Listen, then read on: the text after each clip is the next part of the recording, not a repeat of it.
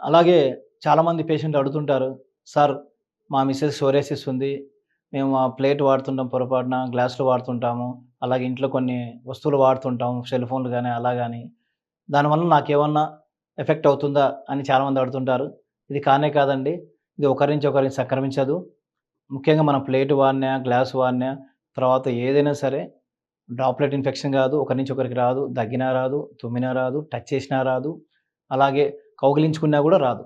అందువలన మనం హ్యాపీగా మన ఇంట్లో ఎవరైనా సోరియాసిస్ పేషెంట్లు ఉన్నా గానీ, వాళ్ళకి మనం సపోర్ట్ చేసి తొందరగా నయం కావాలంటే మన ఫ్యామిలీ సపోర్ట్ గూడా అవసరం. ఎందుకంటే భార్యకొస్తే భర్త, భర్తకొస్తే భార్య.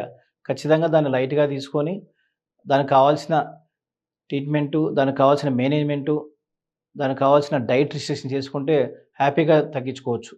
ముఖ్యంగా ఇది ఎమోషనల్‌గా ఉంటుంది గాబట్టి, జబ్బు గురించి ఎమోషనల్ ఫీల్ అవుతారు గాబట్టి, మన ఫ్యామిలీలో ఎవరైనా సరే, ఎవరున్నా గానీ ఫ్యామిలీ సపోర్ట్ అవసరం.